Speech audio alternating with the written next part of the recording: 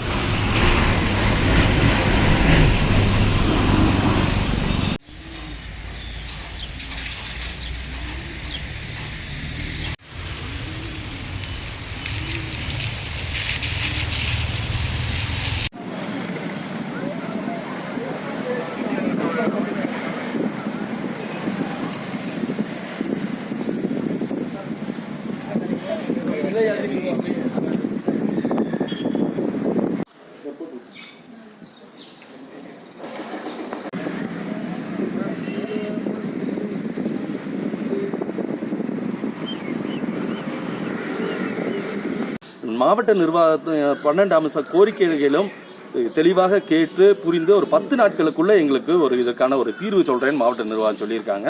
அவங்க வேண்டுகோள் விடுத்தாங்க, இந்த போராட்டத்தை வாபஸ் வாங்குங்கன்னு சொன்னாங்க. அவங்களுடைய வேண்டுகோளுக்கு இணங்க தான் கருப்பு கொடி போராட்டத்தை மட்டும் நாங்கள் வாபஸ் வாங்குறோம், பந்தை நாங்கள் வாபஸ் வாங்க முடியாது அப்படின்னு மாவட்ட நிர்வாகத்தை தெளிவாகவே நாங்கள் சொல்லியிருந்தோம். இது உணர்வு பூர்வமான ஒரு பந்து. இது யாரும் வற்புறுத்தியெல்லாம் இந்த பந்து நடைபெறல. மக்களினுடைய ஏகோபித்த ஆதரவு பெற்ற பந்து. இன்னைக்கு நீலகிரி மாவட்டம் முழுவதுமாக ஸ்தம்பிக்கக்கூடிய நிலை இன்னைக்கு ஏற்பட்டிருக்கு. அடுத்த கட்டமாக இந்த எங்களுடைய 10 நாட்கள் மாவட்ட ஆட்சித்தலைவர் தலைமையில் நடந்த கூட்டத்தில் 10 நாள் டைம் கேட்டிருக்காங்க.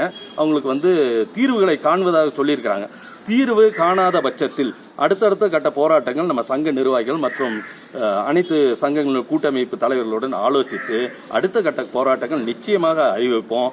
அடுத்த கட்ட போராட்டங்கள் அப்படின்றதும் இன்னுமே மிக எழுச்சியோடு இருக்கும். அப்படின்ற எங்களுடைய போராட்டங்கள், எங்களுடைய கோரிக்கைகள் வெற்றி பெற வரைக்கும் மிக எழுச்சியாக ஒரு போராட்டங்களாக தான் அடுத்த கட்ட போராட்டங்கள் அறிவிப்போம்.